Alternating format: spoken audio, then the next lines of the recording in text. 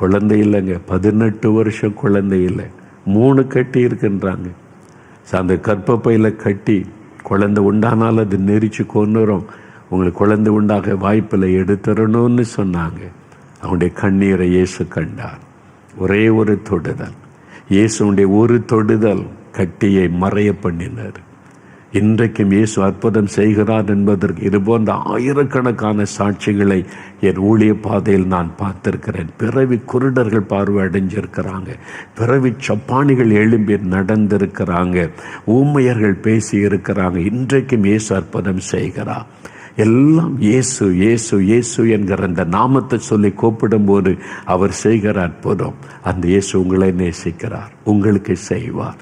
இந்த பிசாசின் கிரியை அழிக்கப்பட்டு எனக்கு ஒரு சுகம் வேண்டும், இயேசுவே எனக்கு ஒரு விடுதலை கொடுங்கன்னு இன்றைக்கு ஜெபிக்கும் ஒரு இயேசு உங்களுக்கு அற்புதம் செய்வதை காண்பீர்கள்.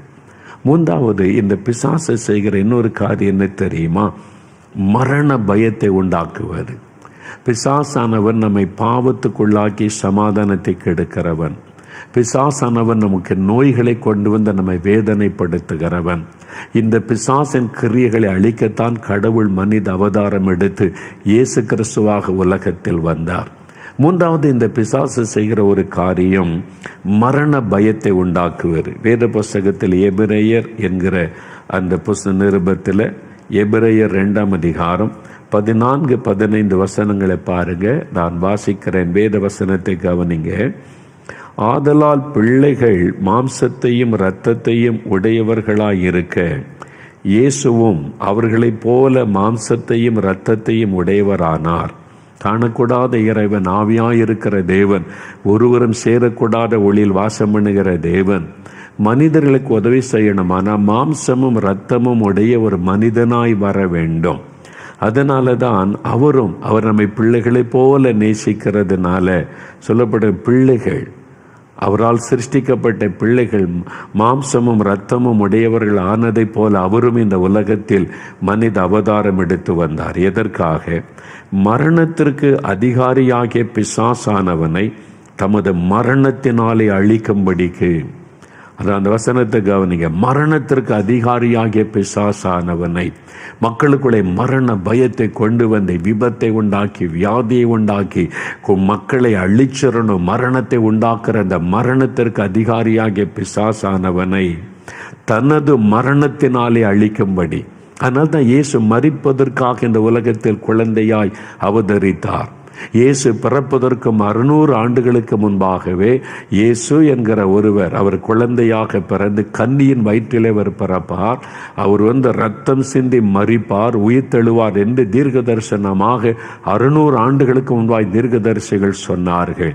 அப்போ அவர் வந்ததை மரிப்பதற்காக, சிலுவையில் ரத்தம் சிந்தி மரித்தவர் உயிரோடு எழும்பணும். அப்பதான் மனிதர்களுக்கு விடுதலை, மனிதர்களுக்கு ஆசீர்வாதம். அவர் மரணத்தை ஜெயிக்கணும், பிசாசை ஜெயிக்கணும், இந்த பிசாசனுடைய கிரியைகளை அழிக்கணும். அதற்கு அவர் தன்னுடைய மரணத்தினாலே சாத்தானுடைய வல்லமை அழிக்கும்படிக்கு ஜீவ காலமெல்லாம் மரண பயத்தினாலே அடிமைத்தனத்திற்கு உள்ளானவர்கள் யாவரையும் விடுதலை பண்ணும்படிக்கு அப்படியானார். பார்த்தீங்களா? ஜீவ காலமெல்லாம் மரண பயம், மரண பயம். பயமே வேதனை உள்ளது. 1 யோவான் 4:18 வாசிக்கிறோம், பயமானது வேதனை உள்ளது. ஏதோ ஒரு பயம். சிலருக்கு வியாதி குறித்த பயம், சிலருக்கு நாளை தினத்தை குறித்த பயம், சிலருக்கு அசுத்தாவியை குறித்த பயம். இது மாதிரி இப்போ கொரோனா, கொள்ளை நோய், அடுத்த நோய் எல்லாம் சொல்கிறாங்களோ, ஒமைக்ரான், எல்லாரும் உடனே பயம் வந்துடுது. அந்த பயமே பிசாசனிடத்திலிருந்து வருகிறது. நம்மை பயப்படுத்தி சமாதானத்தை கெடுத்துருவான், தூக்கத்தை கெடுத்துருவான். பயத்திலே கொடூரமான பயம் மரண பயம்தான். நான் செத்துருவனோ மறிச்சிருவனோ என்கிற பயம்தான் கொடூரமான பயம். வசனம் சொல்லுகிறது, ஜீவ காலமெல்லாம் மரண பயத்தினாலே அடிமைத்தனத்திற்கு உள்ளானவர்கள் யாவரையும் விடுதலை பண்ணுவதற்காக இயேசு மனிதனாக வந்து சிலுவையிலே மறித்து பிசாசை ஜெயித்தார் என்று வேத வசனம் சொல்லுகிறாரு. பாருங்க, அந்த ஐயா சொன்னாங்களா, ஆசீர்வாத ஐயா, 18 வருஷம் தூங்க முடியாது, மரண பயம், கண்ணை மூடினா செத்துருவனோன்ற பயம். 18 வருஷங்க. யோசித்து பாருங்க. அவங்களே சொன்னாங்கல்ல அனுபவத்தை. ராத்திரியெல்லாம் கதவு திறந்துட்டு வெளியில் தெருவா அலைவது, ஆங்காங்கே உட்காருவது, எப்படி என்ன வேதனை பாருங்களேன். அது எதனால் அப்படி? கல்ற தோட்டத்தில் உட்கார்றது, தெருக்களில் உட்கார்றது, அடுத்த வீடுகள் மற்றவங்களை டிஸ்டர்ப் பண்ண, தூக்கம் இல்லை, மரண பயம், கண்ணை மூடினா செத்துருவனோன்ற பயம். பாருங்க, இயேசுவை நோக்கி அவங்க ஜெபித்த போது அசுத்தாவி வெளியேறி போனது அவங்க பார்த்தாங்க, உணர்ந்தாங்க. அசுத்தாவி வெளியேறி, அந்த பயத்தின் ஆவி, மரண பயத்தை கொண்டு வர்ற ஆவி வெளியேறி போனது. அன்றிலிருந்து விடுதலை, நிம்மதியாக தூங்குறாங்க, சந்தோஷமாக இருக்கிறாங்க. பாருங்க, இன்னைக்கு இதே மாதிரி எத்தனை பேர் ராத்திரியில் தூங்க முடியல. கண்ணை மூடினா மரண பயம், கண்ணை மூடினா பயப்படுத்துகிற சொப்பனங்கள், தரிசனங்கள், நான் மறிச்சிருவனோ செத்துருவனோ மரண பயம். சிலருக்கு வினோதமான பயம், காரணமே இல்லாத ஒரு மரண பயம். ஒரு சமயம் ஒரு பட்டணத்தை ஒழித்து போயிருந்தேன். பெரிய ஆஃபீஸர், ஒரு பெரிய கம்பெனியில் ஆஃபீஸராக வேலை செய்கிறவர். அவர் என்னை தனியாக பார்த்து ஜெபிக்கணுன்னார். வாங்க உட்காருங்க பிரதர், என்னென்ன, நான் இந்த ஆஃபீஸில் நான் பெரிய அதிகாரியாக பணி செய்கிறேன். நான் என்னுடைய பிரச்சனையை யார்கிட்ட சொன்னாலும் நம்ப மாட்டாங்க. நீங்கள் ஒரு ஊழியராக இருக்கிறனால உங்கள்கிட்ட சொல்ல வந்திருக்கிறேன். என்ன உங்களுக்கு பிரச்சனை சொல்லுங்கன்னு கேட்டேன். எப்போவுமே ஒரு மரண பயம். ஏன் ராத்திரி தூங்க போகும்போது பயம் வருதான்னு கேட்டேன். ராத்திரி வந்தால் மட்டும்னா பரவாயில்லையே, பகலையும் ராத்திரியும். நான் வேலைக்கு போனேன்னா போகிற வழியில் என்னுடைய வாகன விபத்துக்குள்ளாகி செத்துருவோன்னு பயம். அதனால் வாகனத்தில் போக மாட்டேன், நடந்து போகிறேன். நடந்து போகும்போது எதிர்த்தாப்பில் பின்னால் வர்ற வண்டிகள் ஏதாவது மோதி நான் செத்துருவனோ அப்படின்ற பயம். திரும்பி திரும்பி பார்த்துக்கிட்டே போகிறேன். அந்த மாதிரி ஒரு பயம். ஆஃபீஸில் போய் உட்காந்து அந்த ஃபேன் அருந்து என் தலையில் விழுந்து செத்துருவனோ அப்படின்ற பயம். அதை பார்த்தா பயம், ஆஃப் பண்ணிடுன்னு சொல்லுவேன். நின்னா பயம், உட்காந்தா பயம், எப்பொழுதும் ஒரு பயம். அந்த ஆவி, ஒரு பயப்படுத்துகிற ஆவி அவரை கலங்க பண்ணி கொண்டே இருந்தார். பாருங்கள், எனக்கு அன்பானே, 1 சாமுவேல் 16:14 ஒரு தேசத்தை ஆளுகிற இஸ்ரவேல் தேசத்தை ராஜாவையே ஒரு அசுத்தாவி கலங்க பண்ணி கொண்டிருந்தாராம்.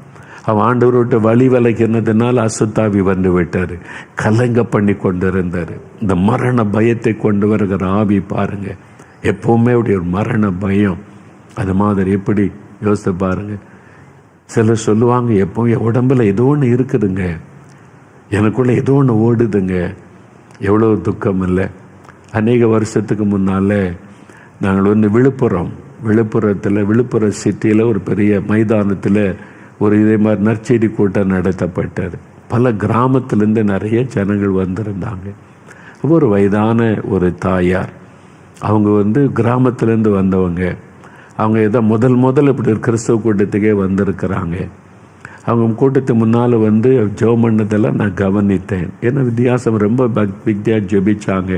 அவங்க கிறிஸ்தவங்க இல்லாதவங்கன்னு எனக்கு தெரிந்தது.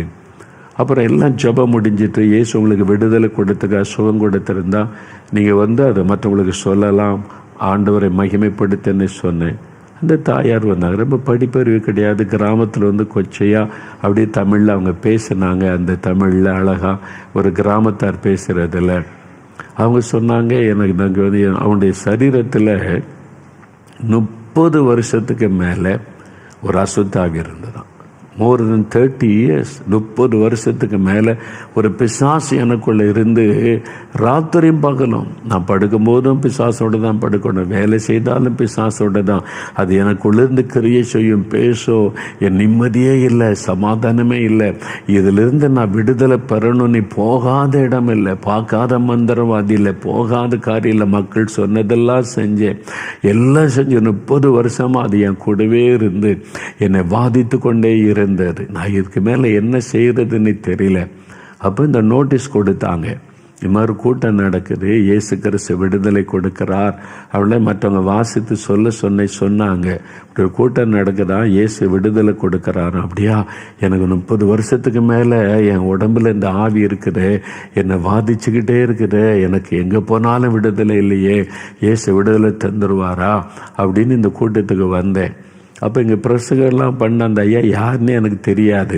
நான் இவங்களை பார்த்ததும் இல்லை, இந்த மாதிரி கிறிஸ்துவ கூட்டம் வந்தது இல்லை, முதல் முறை நான் கூட்டத்தில் உட்கார்ந்துருந்தேன். அவங்க அதை சொன்னாங்க மேடையில், எனக்கு என்னத்தை மறைக்கவே முடியல. அப்படியே கூட்டத்தில் உட்கார்ந்துருக்குறாங்க. இந்த பிரசங்கம் பண்ண அவங்களுக்கு கொஞ்சம் விளங்கி இருக்குது. இயேசு விடுதலை தருகிறவர், பாவத்தை மன்னிக்கிறவர், சுகந்தரவர். அதை கேட்ட உடனே அவங்களுக்கு இப்படி ஒரு கடவுள் இருக்கிறாரா, நான் எங்கேயும் அலைஞ்சி யாருமே எனக்கு விடுதலை கொடு, இந்த இயேசு விடுதலை தந்துடுவாரா?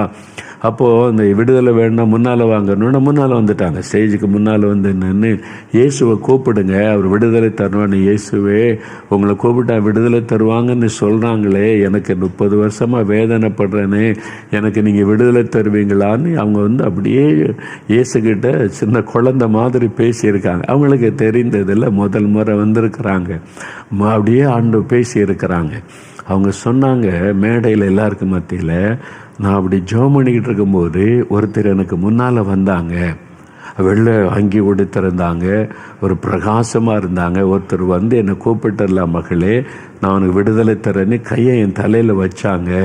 எனக்குள்ள இந்த ஆவி போயிட்டு 30 வருஷமாக இருந்தது போயிட்டு, ஐயா நான் ரொம்ப சந்தோஷமாக இருக்கிறேன், மகிழ்ச்சியாக இருக்கிறேன் அப்படின்னு சொல்லி சந்தோஷமாக எல்லாருக்கும் மத்தியில் சொன்னாங்க.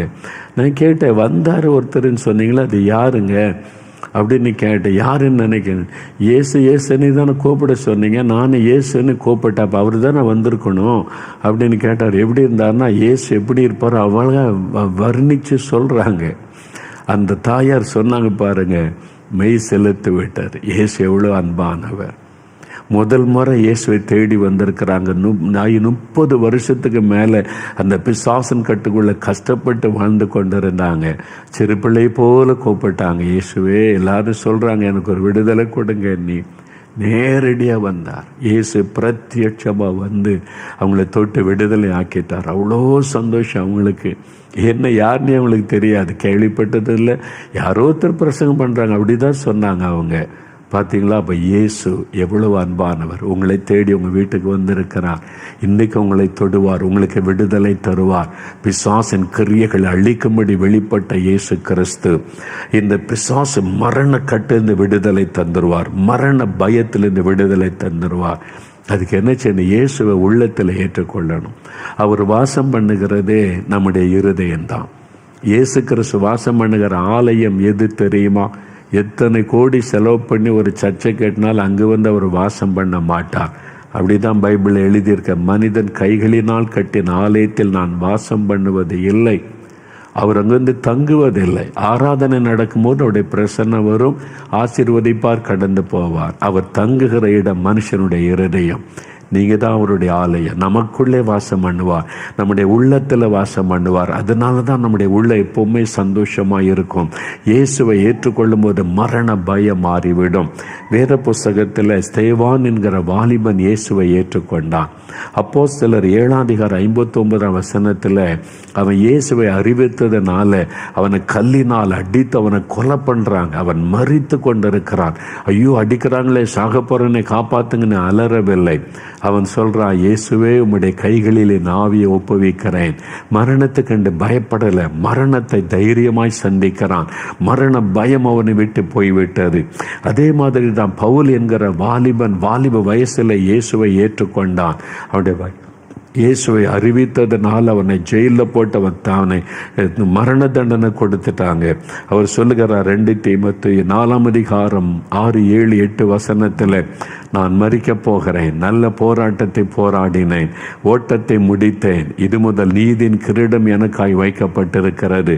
பயப்படலை, தைரியமாய் மரணத்தை சந்திக்கிறார். பாருங்க, அவர் சொல்லுகிறார் 1 கொரிந்தியர் 15:55 மரணமே உன் கூறு எங்கே, பாதாளமே உன் ஜெயம் எங்கே? சாத்தானே நீ ஜெயிக்க முடியாது, மரணம் ஜெயிக்க முடியாது. மரணத்தை ஜெயித்த, பிசாசை ஜெயித்த இயேசு எனக்குள் இருக்கிறார் என்ன தைரியமாய் சொல்லுகிறார்.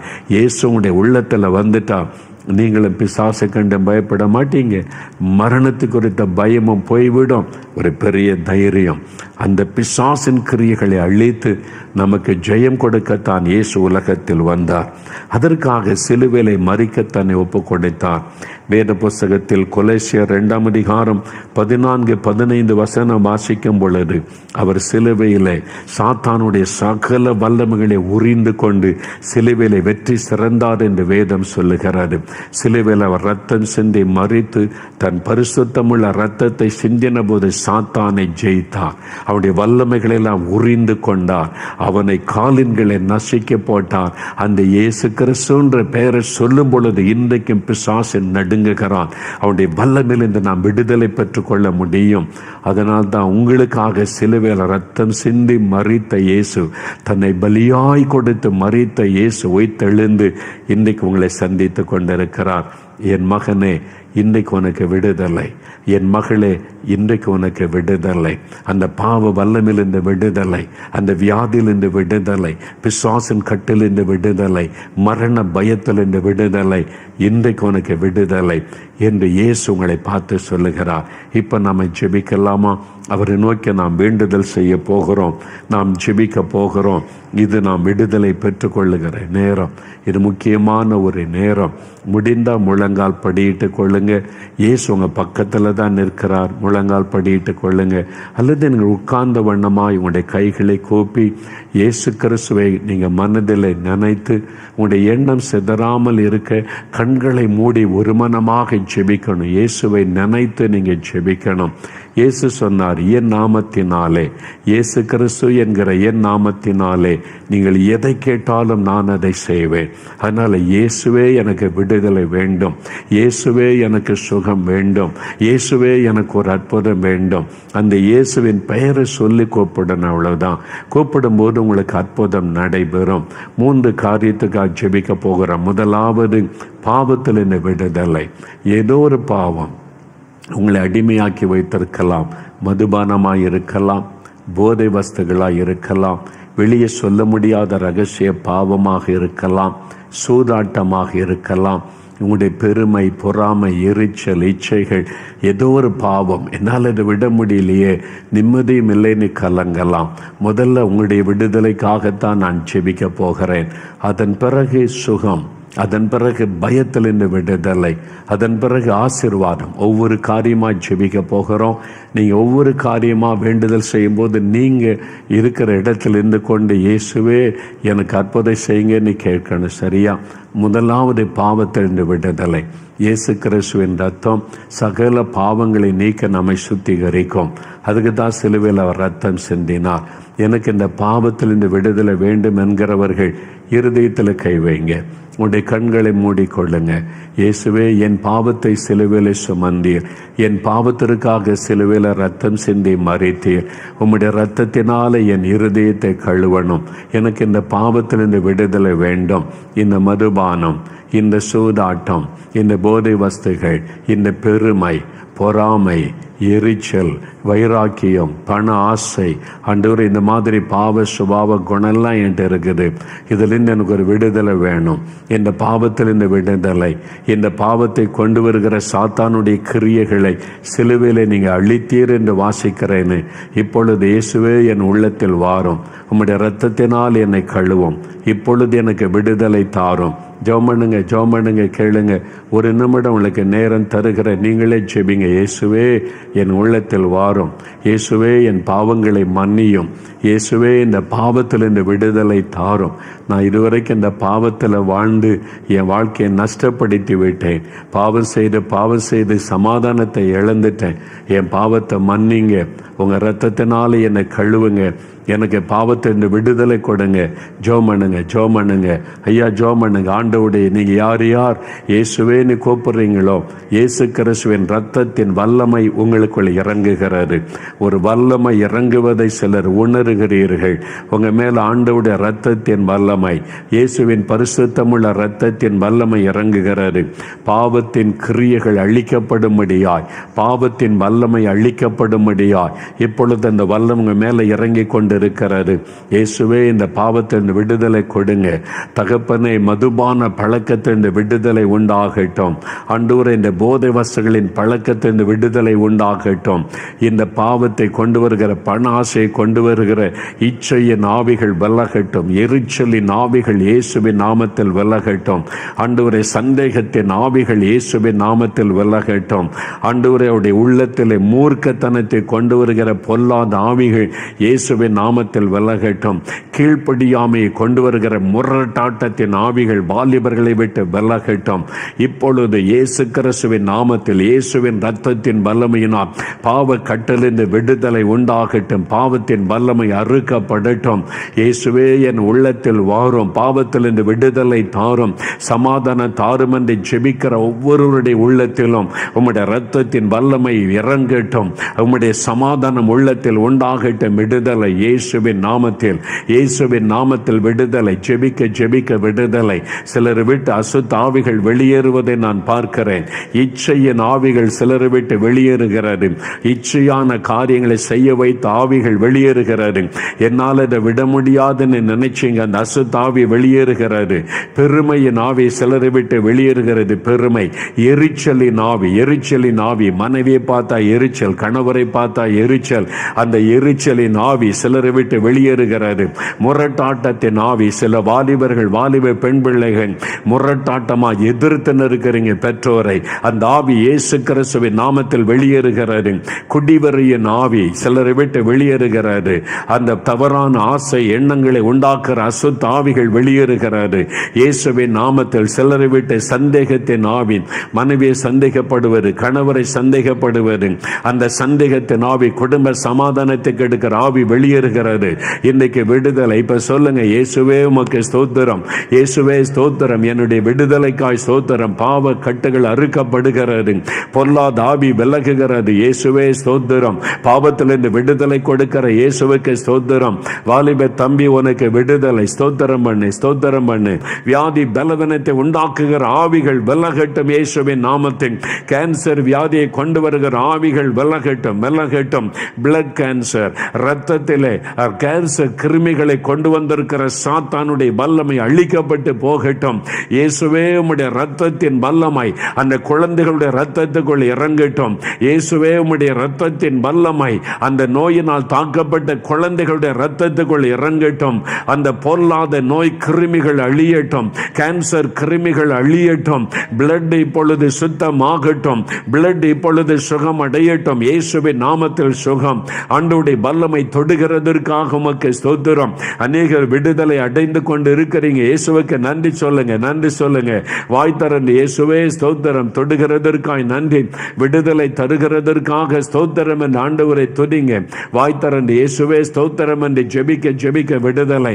ஆண்டவரை, தலையிலே காணப்படுகிற வலிகள் மாறட்டும், தலையிலே காணப்படுகிற வியாதிகள் மறையட்டும். ஆண்டவரை, அந்த தலையிலே காணப்படுகிற டியூமர் இயேசுவின் நாமத்தில் மறையட்டும்.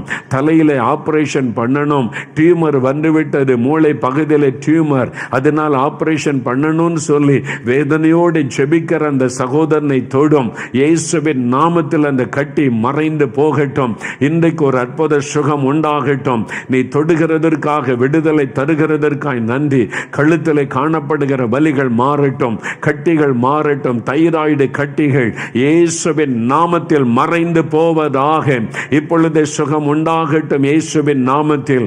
ஆண்டவரே, தோள் பகுதியிலே காணப்படுகிற வலிகள் எல்லாம் விலகட்டும். எலும்புகளிலே காணப்படுகிற வலிகள் மாறட்டும். ஸ்பைனல் கார்டில் காணப்படுகிற, முதுகுத்தண்டிலே காணப்படுகிற வலிகள் இயேசுவின் நாமத்தில் விலகுவதாக. ஆண்டவரே, இடுப்பு எலும்புகளை தொடும். இடுப்பு எலும்பிலே தேய்மானம் வந்துவிட்டது, இடுப்பு எலும்பிலே தேய்மானம் வந்துவிட்டது. அதனால நடக்க முடியாதபடி உட்கார்ந்திருக்கிற அந்த சகோதரியை தொடும். அந்த எலும்புகள் புது எலும்புகளாய் மாறட்டும். அந்த பலவீனப்படுத்துகிற ஆவிகள் விலகட்டும். இப்பொழுதே அந்த எலும்புகள் புது எலும்புகளாய் மாறட்டும், சுகம் உண்டாகட்டும். அவள் எழும்பி நடப்பார்கள் ஆக. ஆண்டவருடைய கரம் தொட்டதற்காய் ஸ்தோத்திரம் ஆண்டவரே. தகப்பனை, அவருடைய பாதிக்கப்பட்ட இருதயங்களை தொடும். இருதய பலவீனப்பட்ட இருதயம் பாதிக்கப்பட்டு ஜெபிக்கிற சகோதர சகோதரிகளை தொடும். இயேசுவின் நாமத்தில் புது இருதயமாய் மாறட்டும்.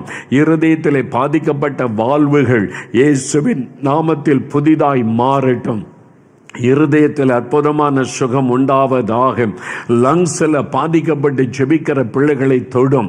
இயேசு கிறிஸ்துவின் நாமத்தில் லங்ஸை தாக்கியிருக்கிற ஆவியை கடிந்து கொள்கிற இயேசுவின் நாமத்தில் விலகி போ. மரண பயத்தை கொடுக்கிற ஆவியை லங்ஸில் சுகம் உண்டாகட்டும். சுவாச உறுப்பிலே ஒரு விடுதலை வரட்டும். இயேசுவின் நாமத்தில் சுகம் கொடுத்த இயேசுவுக்கு ஸ்தோத்திரம் அப்பா. ஆண்டவரே, லிவர் பாதிக்கப்பட்டு ஜெபிக்கிற அந்த சகோதரனை தொடும். என் பாவத்தை மன்னித்து எனக்கு சுகந்தாருங்கன்னு ஜெபிக்கிறாங்களப்பா. அதனால தயவாக இறங்கி அந்த லிவரை தொடும். இயேசுவின் நாமத்தில் அந்த லிவர்ல ஒரு அற்புதமான சுகம் உண்டாகட்டும். நீ தொடுகிறதற்காக உமக்கு நன்றி. சிறுநீரகம் பாதிக்கப்பட்ட அநேகர் ஜெபிக்கிறாங்களப்பா. தகப்பனே தகப்பனே, சிறுநீரகம் பாதிக்கப்பட்டு டயாலிசிஸ் பண்ணி கொண்டு ஆண்டவரே எனக்கு ஒரு அற்புதம் செய்ய மாட்டீரான்னு ஜெபிக்கிறாங்களப்பா. அதை புதுசா மாத்த உங்களால முடியும். எனக்கு ஒரு புதிய இருதயம் கொடுத்த தேவன் அவங்களுக்கு ஒரு புதிய சிறுநீரகத்தை கொடுக்குமால் முடியும். அவங்களுக்காக நான் ஜெபிக்கிறேன். மனம் இறங்குங்க. இரக்கமுள்ள தகப்பனை உங்களுடைய தழும்புள்ள கரத்தினாலே தொடுங்க. அவருடைய சிறுநீரகத்தை தொடுங்க. அது செயல்படட்டும் இயேசுவின் நாமத்தில். செயல்படட்டும் இயேசுவின் நாமத்தில். சிறுநீரகங்கள் சுகமடைந்து சரியாக செயல்படட்டும் இயேசுவின் நாமத்தில். அற்புத சுகம் உண்டாகட்டும். அந்த மரண கட்டுகள் மாறட்டும் இயேசுவின் நாமத்தின். கர்ப்பப்பை பாதிக்கப்பட்டு ஜெபிக்கிறாங்களே, என் கர்ப்பப்பையில கட்டி இருக்குன்னு சொல்றாங்களே, அதை எடுக்கணும்னு சொல்றாங்களே, ஜெபிக்கிற சகோதரிமாருக்கு இறங்கும். இயேசு கிறிஸ்துவின் நாமத்தில் அவைகள் மறையட்டும். சுகம் உண்டாகட்டும். கர்ப்பப்பையில் அந்த கட்டிகள் மறைந்து போகட்டும் இயேசுவின் நாமத்தின். தலை முதல் கால் வரை ஒவ்வொருவர் மீதும் சுகமளிக்கிற வல்லமை இறங்கட்டும். அம்கினியாயுடைய வல்லமை இறங்கட்டும். விடுதலை சுகம் இயேசுவின் நாமத்தில் உண்டாகட்டும் உண்டாகட்டும். ஆண்டவருடைய கரம் தொடுகிறதற்காக நன்றி. அப்படியே வாய் திறந்து இயேசுவே என்னை தொடுகிறதற்காய் ஸ்தோத்திரம். விடுதலை தருகிறதற்காய் ஸ்தோத்திரம். ஆண்டவரை துதிங்க துதிங்க துதிங்க. இயேசுவே ஸ்தோத்திரம் சொல்லுங்க. இயேசுவே என் குழந்தையை தொடுகிறீர், சுகம் தருகிறீர், எனக்கு சுகம் தருகிறீர், விடுதலை தருகிறீர். உமக்கு ஸ்தோத்திரம். இயேசுவுக்கு நன்றி, இயேசுவுக்கு நன்றி. ஆண்டவரை துதிங்க. மரண பயம் உங்களை பாதிக்கிறது. இயேசுவின் நாமத்தில் விடுதலை. இன்று முதல் இயேசுவுக்கு பிரியமாய் வாழ உங்களை அர்ப்பணித்துக் கொள்ளுங்கள். அவருடைய தழும்புகளால் குணமானீர்கள். இயேசுவுக்கு ஸ்தோத்திரம் என்ற ஆண்டவரை மகிமைப்படுத்துங்கள். கர்த்தரப்படி செய்கிற அன்பிற்காக உமக்கு ஸ்தோத்திரம். நன்றி. அநேகருடைய வியாதி கட்டுகள் அறுக்கப்பட்டு விட்டது. இயேசுவே ஸ்தோத்திரம் சொல்லுங்க. இயேசுவே ஸ்தோத்திரம். கொடுத்த விடுதலைக்காய் நன்றி, சுகத்திற்காய் நன்றி. இப்போ பயத்தின் ஆவி என்னை அலைக்கழிக்கிறது. தூங்க முடியல, ராத்திரிலாம் தூங்க முடியல. மரண பயம், என்னுடைய டிப்ரெஷன், மன அழுத்தம், அதிலிருந்து விடுதலை வேண்டும் என்கிறவர்கள் உங்களுடைய இருதயத்தில் கை வைங்க. வலது கரத்தை இருதயத்தில் வைத்து, இயேசுவே இந்த மரண பயத்திலிருந்து விடுதலை வேணும். இந்த பொல்லாத ஆவியின் பிடியிலிருந்து விடுதலை வேணும். எனக்கு ஒரு டிப்ரெஷன், மன அழுத்தத்திலிருந்து விடுதலை வேணும். இயேசுவே என்னை தொடுன்னு இருதயத்தில் கை வைத்து ஜெபிங்க. இப்போ ஜெபிக்கும் போது அந்த ஆவிகள் அலைக்கழிக்கும். பயப்படாதங்க. பக்கத்தில் உள்ளவங்க அவங்க மேலே கை வைத்து ஜெபிங்க. அவங்களுக்கு உதவி செய்யுங்க. ஆண்டவர் விடுதலை தந்து விடுவார். இப்போ இயேசுவின் நாமத்தினால், நசரேயனாகிய இயேசு கிறிஸ்துவின் நாமத்தினால், சாத்தானை ஜெயித்த இயேசு கிறிஸ்துவின் நாமத்தினால், பிசாசின் தலையை மிதித்த இயேசு கிறிஸ்துவின் நாமத்தினால், சிலுவையிலே சாத்தானை ஜெயித்த இயேசு கிறிஸ்துவின் நாமத்தினால், பொல்லாத ஆவியே உனக்கு விரோதமாய் நான் வருகிறேன்.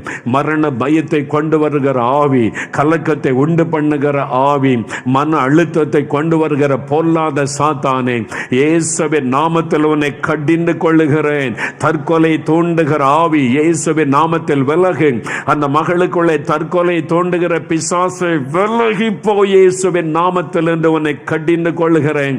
தற்கொலை பண்ணி மரித்து விடு என்று பேசுகிற பொல்லாத ஆவியை இயேசுவின் நாமத்தில் அந்த மகனை விட்டு வெளியேறி போ என்று உனக்கு கட்டளை கொடுக்கிறேன். இயேசுவின் நாமத்தில் வெளியேறு. தற்கொலை தூண்டுகிற ஆவி வெளியேறுகிறது. அநேகரை விட்டு தற்கொலை தூண்டுகிற அசுத்த ஆவி வெளியேறுகிறது. சிலரை விட்டு அது அலைக்கழித்து வெளியேறுகிறது. பயப்படாதங்க. அவங்களுக்கு இன்னைக்கு விடுதலை நாள். இயேசுவின் நாமத்தில் விடுதலை விடுதலை. இந்த மரண போராட்டம் விலகட்டும். பயத்தின் ஆவி விலகட்டும். பயத்தை கொண்டு வருகிற ஆவி, மரண பயத்தை கொண்டு வருகிற ஆவி இயேசுவின் நாமத்தில் விலகட்டும் விலகட்டும். இயேசுவின் நாமத்தில் இன்னைக்கு விலகட்டும். ஆண்டவருக்கு நன்றின்னு சொல்லுங்க. உங்களுடைய குடும்பத்தில் ஒரு விடுதலை உண்டாகிறது. உங்க குடும்பத்தில் பலரை இந்த ஆவி தாக்கி இருக்கிறது. தற்கொலை பண்ணி செத்தரணும் எண்ணம் இயேசுவின் நாமத்தில் இன்னைக்கு உங்களுடைய குடும்பத்துக்கு விடுதலை, பொல்லாத ஆவி விலகுகிறதற்காக நன்றின்னு சொல்லுங்க. இயேசுவுக்கு நன்றி, இயேசுவுக்கு ஸ்தோத்திரம்னு சொல்லுங்க. ஆண்டவரே, இந்த மரண பயத்தை கொண்டு வருகிற ஆவியை நான் கடிந்து கொள்ளுகிறேன். அவைகள் விலகி போகட்டும் இயேசுவின் நாமத்தில். ஒவ்வொருவரின் தொடும்படிக்கு நான் ஜெபிக்கிறேன். பொல்லாத அந்த பயத்தின் ஆவி விலகட்டும். மரண பயத்தின் ஆவி விலகட்டும். மரண எண்ணத்தை கொண்டு வர ஆவி, தற்கொலையின் ஆவி விலகட்டும். ஒவ்வொருவருக்கும் விடுதலை இயேசு கிறிஸ்துவின் நாமத்தில். விடுதலை, விடுதலை, விடுதலை இயேசு கிறிஸ்துவின் நாமத்தில். விடுதலை. ஆண்டவருடைய கரம் தொட்டதற்காய் நன்றி. சிலரை இந்த ஆவி அலைக்கழித்து வெளியேறி போகிறதை நான் பார்க்கிறேன். உங்களுக்கு விடுதலை கொடுத்த இயேசுவுக்கு ஸ்தோத்திரம்னு சொல்லுங்க. இயேசுவே ஸ்தோத்திரம்னு சொல்லுங்க. இப்போ அப்படியே உங்களுடைய வலதுகரம் வைத்துங்க. இயேசுவே, என் வீட்டுக்குள்ள உங்களுடைய ரத்தத்தை தெளிக்கிறேன். இயேசுடைய பிரசன்னம் இறங்கட்டும். உங்களுடைய வெளிச்சம் இருக்கட்டும். இனி இந்த பிசாசின் கிரியை எங்கள் எல்லைக்குள்ளே வரக்கூடாது. அப்படி ஜெபம் பண்ணுங்க. இயேசுவின் நாமத்தில் எங்கள் வீட்டுக்குள்ள உங்களுடைய பிரசன்னம் இருக்கட்டும். இந்த சத்துருடைய கிரியை அழியட்டும். நீங்கள் சொல்ல சொல்ல அற்புதமான விடுதலை. அநேகர் இன்னைக்கு விடுதலையாக்கப்பட்டு இருக்கிறீங்க. இயேசுவுக்கு நன்றி, இயேசுவுக்கு நன்றி. இப்போ அடுத்து கடைசி ஒரு ஆசீர்வாதத்துக்கான ஜெபம். குழந்தை இல்லை, எனக்கு கர்ப்பத்தின் கனி வேண்டும் அப்படின்னு கணவன் மனைவி 2 பேரும் கை கோர்த்து ஜெபிங்க. ஒருவேளை பக்கத்தில் அவங்க இல்லாட்டா நீங்கள் உங்கள் உடம்பில் கை வைத்து கொண்டு, இயேசுவே என்னை ஆசீர்வதியும், கர்ப்பத்தின் ஆசீர்வாதம் தார்னு கேளுங்க. திருமண காரியங்கள் வாய்க்க, கடன் பிரச்சனை மாற, வேலைக்கு வழி திறக்க, வீடு கட்டுகிற காரியத்தில் அற்புதம் நடக்க, உங்களை பாதிக்கிற துக்கப்படுத்துகிற பிரச்சனை நீங்க, ஒரு அற்புதம் எனக்கு வேணும் இந்த காரியத்தில் அப்படி சொல்கிறவங்க உங்களுடைய இருதயத்தில் கை வைத்து கொண்டு ஜெபிங்க. தகப்பனே, கண்ணீரோடு அநேகர் ஜெபிக்கிறாங்கப்பா. இந்த பிரச்சனைக்கு ஒரு முடிவு வரணும், இந்த வேதனைக்கு ஒரு முடிவு வரணும். இயேசுவே, எனக்கு ஒரு அற்புதம் செய்யுங்க. இந்த கடன் பிரச்சனையை மாற்றுங்க, இந்த தடைகளை மாற்றி கொடுங்க. கர்ப்பத்தின் ஆசீர்வாதம், ஒரு குழந்தை செல்வத்தை கொடுங்க. ஆண்டவரே, எங்கள் பிள்ளைகளை ஆசீர்வதிங்க, ஒரு வழியை திறந்து கொடுங்க. இந்த நன்மைகளை எங்களுக்கு வாய்க்க பண்ணுங்க. ஆண்டவரே, அவமானத்தில், நிந்தையில், நெருக்கத்தில், ஆபத்தில் இருக்கிற விடுதலை கொடுங்க. அப்படியெல்லாம் பலர் ஜெபிக்கிறாங்க. ஆண்டவரே, அவங்களுக்கு அற்புதம் செய்யுங்க. அவருடைய கண்ணீரை தொடங்க. ஆண்டவரே, கர்ப்பத்தின் ஆசீர்வாதத்தை கொடுங்க. அந்த நிந்தைகள் மாறட்டும், அவமானங்கள் நீங்கட்டும். இன்றைக்கு அவருடைய கர்ப்பம் ஆசீர்வதிக்கப்படட்டும். இன்று முதல் ஒரு அற்புத மாற்றம் வீட்டுக்குள்ள வரட்டும். தடைப்பட்டு இருக்கிற நன்மைகளை வாய்க்க பண்ணுங்க. வேலைக்கு வழி தர, இந்த வருமானத்துக்கு வழி உண்டாக்கி கொடுங்க. என் ஜெபத்தை கேட்டீர், ஆசீர்வதித்து விட்டீர். உமக்கு நன்றி. மனதார உம்மை ஸ்தோத்தரிக்கிற நன்றின்னு சொல்லுங்க. ஹல்லேலூயா. கர்த்தருக்கு நன்றி.